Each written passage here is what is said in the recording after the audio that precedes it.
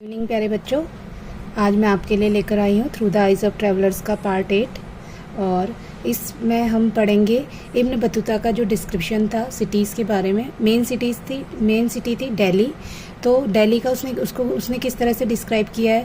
देखिए, जो अल-बिरूनी और इब्न बतूता के दोनों के ट्रैवल ब्लॉग में जो डिफरेंस है वो ये है कि अल-बिरूनी जो है उसने पर्टिकुलर किसी एक स्पेसिफिक प्लेस को नहीं डिस्क्राइब किया है, उसने ओवरऑल अपना कॉन्सेप्ट व्यू बताया है।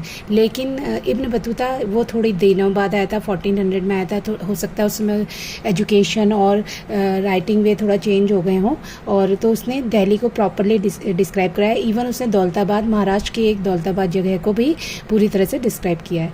तो क्या क्या डिस्क्राइब किया है इब्न बतूता ने? दिल्ली को बताया कि एक बहुत बड़ी सिटी है और जहाँ पर बहुत ज़्यादा पॉपुलेशन रहती है, और जो दौलताबाद है वो भी दिल्ली से ज़्यादा छोटी नहीं है, मतलब कि दिल्ली के बराबर ही है। और जो बाज़ार हैं वो केवल इकोनॉमिक ट्रांजैक्शन के प्लेस नहीं है, बट वो सोशल और कल्चरल एक्टिविटीज़ के पार्ट्स भी हैं, मतलब कि हब भी हैं। मतलब वहाँ पर आपको बहुत सारी सोशल और कल्चरल एक्टिविटीज़ देखने को मिल जाएगी।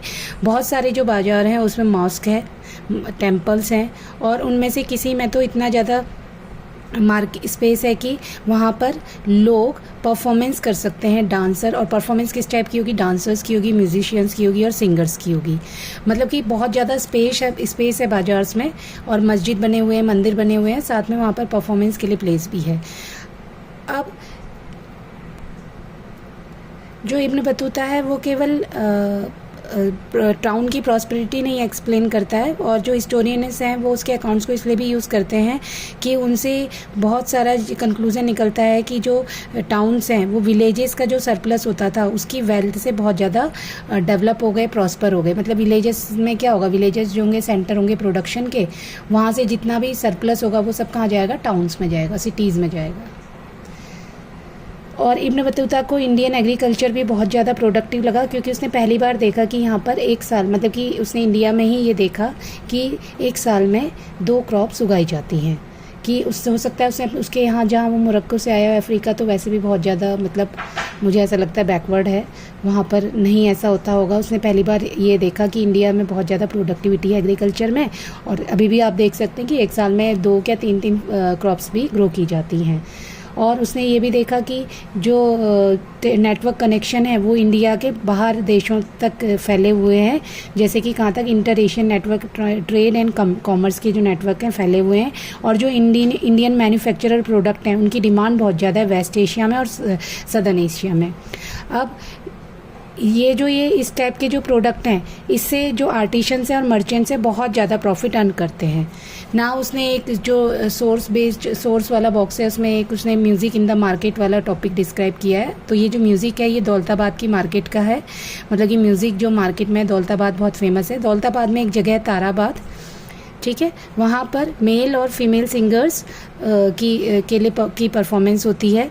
और यहाँ पर जो ताराबाद है ये बहुत बड़ा और ब्यूटीफुल बाज़ार है, बहुत सारी शॉप्स हैं, और जो शॉप्स हैं उनके जो डोर्स हैं वो ऑनर्स, मतलब कि 2 डोर्स होंगे, एक तो ओपन मार्केट में होगा, और जो उनके एक दरवाज़ा है वो मालिक के, ऑनर के घर की तरफ भी खुलेगा।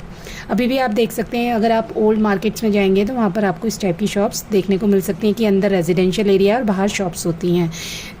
दी शॉप, और जो ये शॉप्स हैं ये बहुत डेकोरेटेड होती हैं कारपेट से, और इन शॉप्स के सेंटर में स्विंग लगा रहता है जिसमें फीमेल सिंगर अपनी परफॉर्मेंस देती हैं। देखिए, मैंने एक ऐसी सीन बनाने की कोशिश करी है कि सपोज़ ये स्ट्रीट है मार्केट की और यहाँ पर शॉप है, दिस इज़ अ शॉप। एक शॉप का एग्जांपल दिया और ये पूरा घर है, ये शॉप है, और भी शॉप्स होंगी यहाँ पर, ठीक है, मे बी यहाँ पर भी एक शॉप है। तो यहाँ पर ये शॉप है, एक एंट्रेंस ये हो गया, और एक डोर जो होगा ये ऑनर्स के घर में खुलेगा, और बीच में क्या लगा होगा? स्विंग लगा होगा जहाँ पर फीमेल सिंगर सिंगिंग करेगी। और जो फीमेल सिंगर है वो बहुत ज़्यादा डेकोरेट होगी बहुत सारी फाइनरी के साथ, और उसके जो फीमेल अटेंडेंट्स होंगे वो उसके स्विंग झूला झुलाएंगे।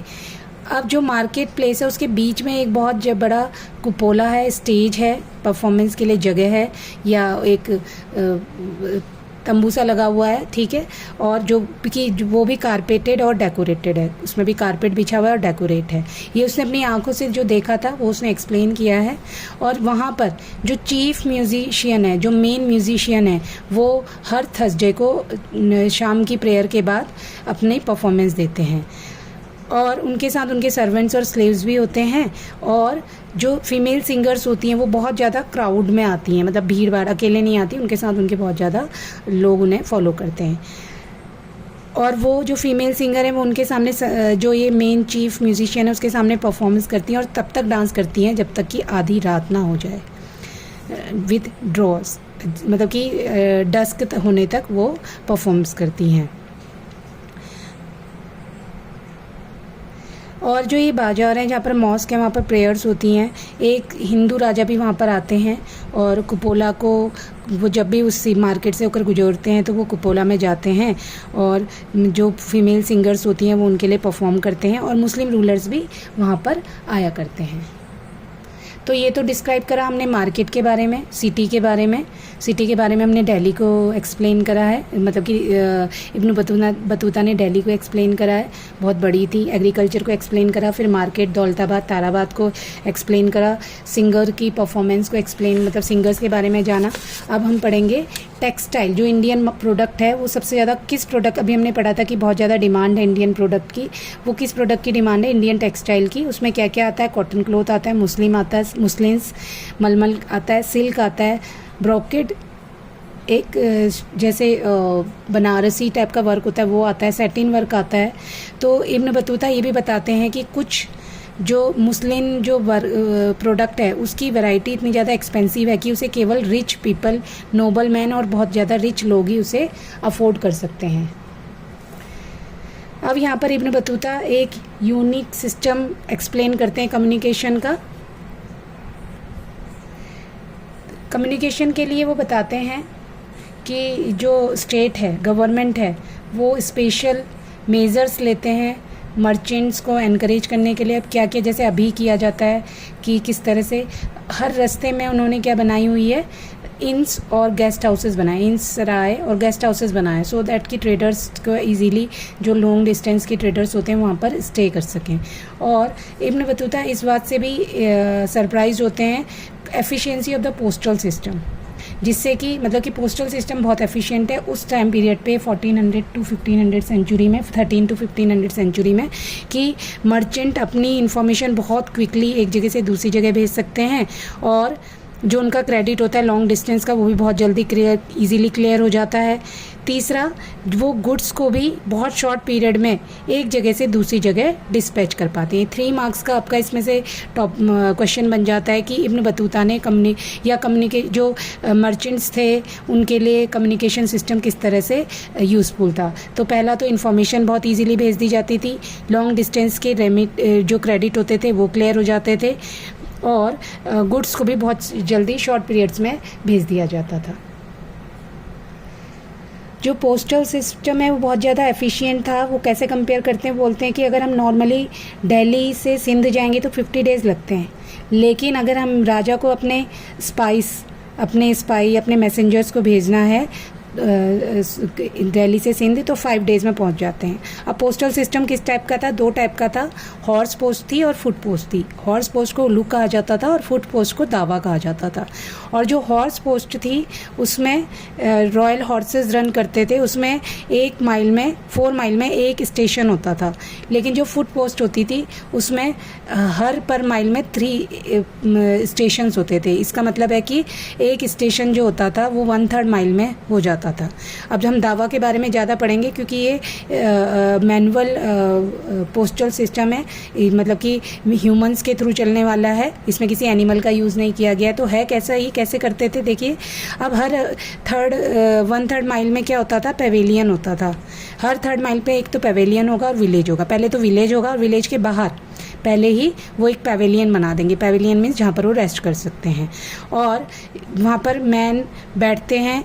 गिल्डेड लॉयंस मीन्स वो लुंगी टाइप के पहने रखते हैं और जब वो जो भी इसमें पर्सन इन्वॉल्व होते हैं उनके हाथ में क्या होती है, एक रॉड होती है, 2 क्यूबिट्स की वो रॉड होती है। और मैंने यहाँ पर एक पिक्चर भी बनाने की कोशिश करी है कि यहाँ पर उनके हाथ में जो रॉड होगी उस पर बेल्स लगी होंगी, 2 बेल्स लगेंगी, वो आवाज़ करेंगी और वो एक हाथ में रॉड लेकर चलेंगे और दूसरे हाथ में वो जो मैसेज है वो लेकर कैरी करेंगे।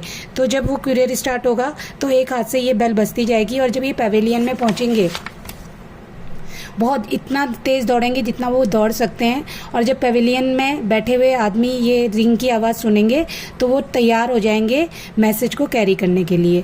और as soon as the courier reaches then takes the letter from, और एक पर्सन दूसरे पर्सन को अपना जो लेटर है वो हैंड ओवर कर देगा और वो भी उतनी ही तेज़ी से बेल को हिलाता हुआ और मैसेज को लेकर के रन करेगा। अब ये जितने भी जो भी ये मैसेज, अब जैसे जैसे दावा पे पहुंचते हैं, दावा इस जगह को भी कहा गया है, तो और ये प्रोसेस कंटिन्यू होती है कब तक, जब तक कि वो डेस्टिनेशन तक ना पहुंच जाए। अब जो ये फुट पोस्ट है वो बहुत ज़्यादा क्विकर है, हॉर्स पोस्ट से भी ज़्यादा क्विकर है। और इसमें जो क्या चीज़ भी सबसे ज़्यादा क्या ट्रांसपोर्ट किया जाता है इस पोस्ट के थ्रू, खुरासन एक सोर टाइप की, मतलब जो सोर एक ड्राई फ्रूट से इमली टाइप का एक प्रोडक्ट है जो ये इस्लामिक कंट्री से इंडिया में इसको मंगाया जाता था और इंडियन रूलर्स इसकी बहुत ज़्यादा डिमांड करते थे। तो चिल्ड्रन, हमने इब्न बतूता का डिस्क्रिप्शन पढ़ लिया है और उम्मीद करती हूँ आपको समझ आएगा। इसे पढ़िए, इसके आप नोट्स भी बना सकते हैं और जो भी अगर आपको इशू आप उसे कमेंट भी कर सकते हैं। और कल से हम स्टार्ट करेंगे फ्रैंकोस बर्नियर का टॉपिक, और मैंने आपको बता दिया पॉलिटिकल साइंस के भी लेक्चर मैंने स्टार्ट कर दिए हैं, उसका अकाउंट मेरा दूसरा है और जल्दी ही मैं अकाउंटेंसी के लेक्चर भी आपको प्रोवाइड करूँगी। Thank you very much children.